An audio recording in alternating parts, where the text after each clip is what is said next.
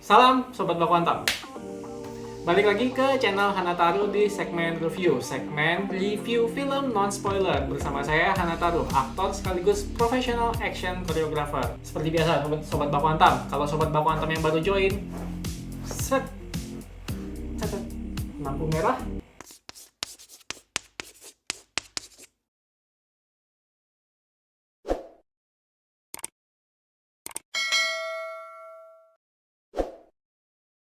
Nah, Sobat Baku Hantam, series kali ini lagi boomingnya banget nih. Kayak baru tayang tuh langsung gede banget. Dan tadi barusan aku lihat Rotten Tomatoes-nya juga persentasenya 100%. Itu yang benar-benar kayak gila banget untuk ratingnya. Bertema survival atau bertahan hidup. Nah, ini sebenarnya sudah banyak sih genre-genre seperti ini. Cuma yang membuat dia beda ini, nanti deh coba aku review. Ya pasti yang membuat ini beda. Kalau penasaran kita cek trailernya. 무궁화 꽃이 피었습니다입니다. 그 옛날에 어릴 때 하던 거 말이야?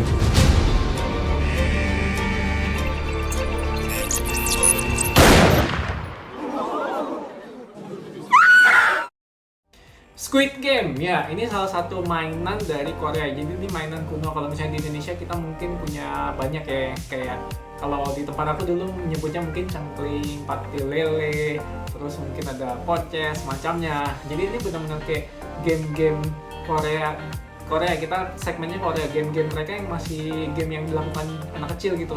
Jadi kalau misalnya aku sendiri dulu aku pernah buat salah satu film pendek juga tentang game-game anak kecil yang dimainkan orang dewasa. Cuma bedanya nggak sebrutal mereka. Kalau aku dulu, aku punya project nostalgia, cuma sayangnya sekarang nggak jalan. Padahal itu aku mau coba menceritakan tentang game masa kecil kita.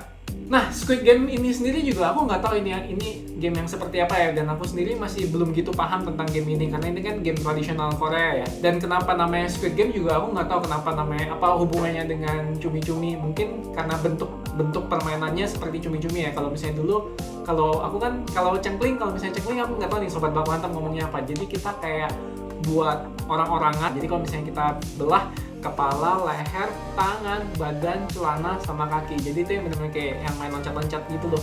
Loncat-loncat, masukin kotak, terus lempar-lempar batu. Kalau misalnya Sobat Baku Hantam pernah main. Lee Jung Jae dipercaya sebagai orang yang menjadi lokomotif di series ini. Dia biasanya memainkan film-film yang berat, kayak film-film yang mafia, polisi, atau film-film yang membutuhkan karisma yang lebih gila.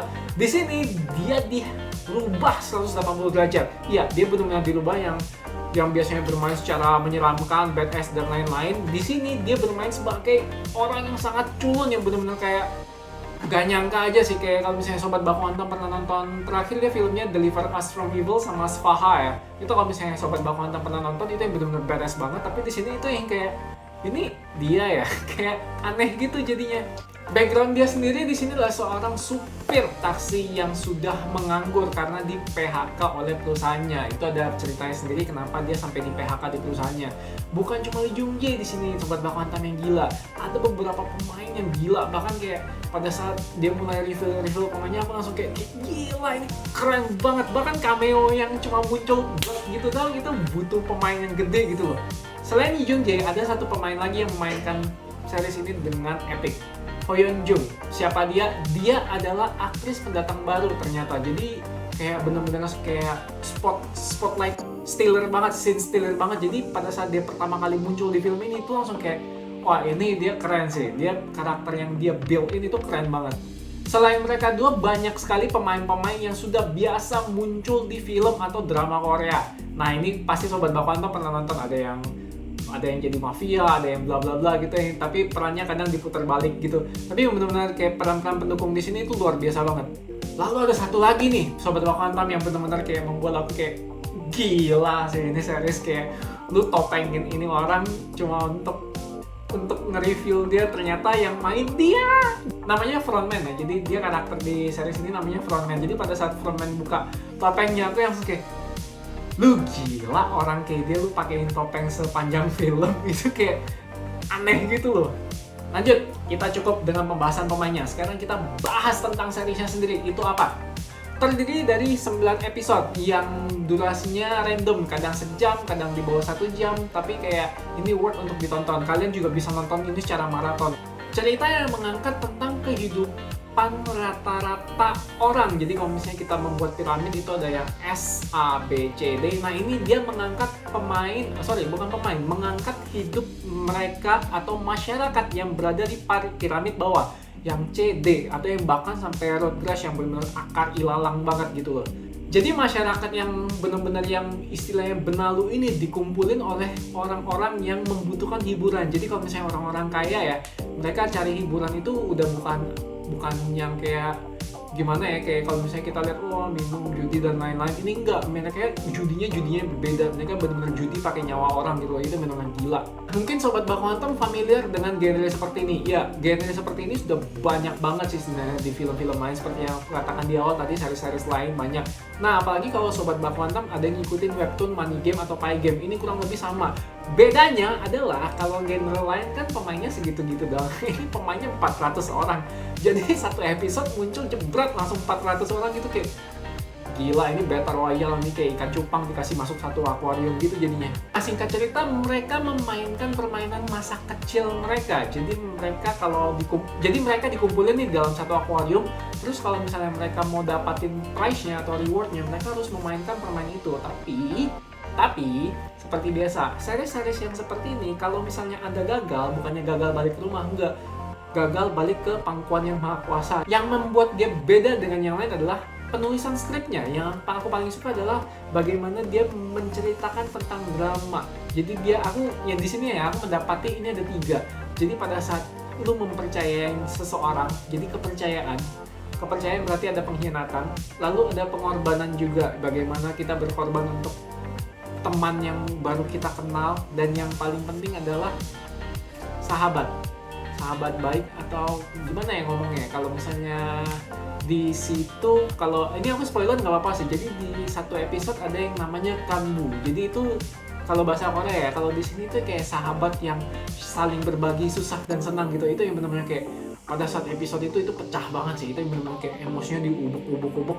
Jadi benar-benar Sobat Baku Hantam akan dikasih tunjuk tuh benar-benar emosi yang ada seperti ini. Ternyata manusia itu bentuknya seperti ini, apa aja dilakuin. Nah ini yang benar-benar kayak wah, parah sih. Dia benar-benar mengangkat manusia itu seperti apa, yang benar-benar sisi gelap manusia itu diangkat sama dia. Nah, satu faktor yang membuat ini menjadi lebih menarik adalah bagaimana dia menggambarkan bahwa orang-orang sampah seperti mereka, orang-orang sampah atau benalu seperti mereka masih dikasih kesempatan terakhir untuk bersaing secara fair.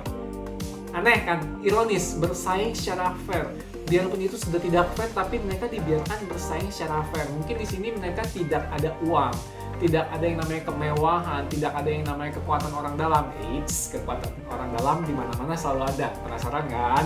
Tapi paling enggak dia benar-benar memberikan kesempatan untuk mereka bersaing secara fair. Mau itu tua, muda, pria, wanita, itu benar-benar kalian harus bersaing dengan cara seperti ini. Tantangannya kalian pilih, kalian selesaikan sendiri. Itu benar-benar jadi kayak nggak ada tuh yang kita baru, seperti contoh kita baru lahir terus hidup mewah gitu. Enggak, di sini mereka semua setara. Jadi kalau aku bilang sih, mending Sobat Baku Hantam nonton langsung seriesnya, ini ada di Netflix. Jadi nggak usah lah kalian bajak-bajak gitu, nonton di platform resmi lebih asik. Itu benar-benar resolusinya gede, FHD. Oke, sekian dari aku Sobat Baku Hantam. Takutnya kalau kebanyakan ngomong akan malah spoiler. Jadi kalau misalnya Sobat Baku Hantam makin penasaran, tonton aja langsung filmnya. Sekian review dari aku Sobat Baku Hantam. Untuk Sobat Baku Hantam yang pingin filmnya, seriesnya, atau apapun itu yang pingin aku review dan dapatin sudut pandang aku, silahkan tinggalin di kolom komentar. Jangan sungkan, jangan malu-malu, tinggalin aja di kolom komentar. Aku akan nonton. Tapi tetap jangan kebanyakan seriesnya, nanti nggak habis nontonnya. Oke, sekian dari aku Sobat Baku Hantam. Jangan lupa subscribe dan like, oke? Di sini ada satu karakter yang aku suka banget. Dia itu kalau aku lihat ya, dia tuh benar-benar mirip kakek aku. Namanya adalah Ilnam. Di sini dia adalah seorang kakek tua yang sangat bijaksana.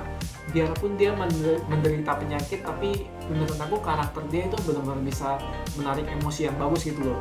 Dan dia di sini saking bijaksananya, dia berbaginya seperti apa, kalian tonton aja sendiri. Tapi Sobat Baku Hantam gak usah sampai kayak dia berbaginya. Sobat Baku Hantam cukup share konten ini, oke?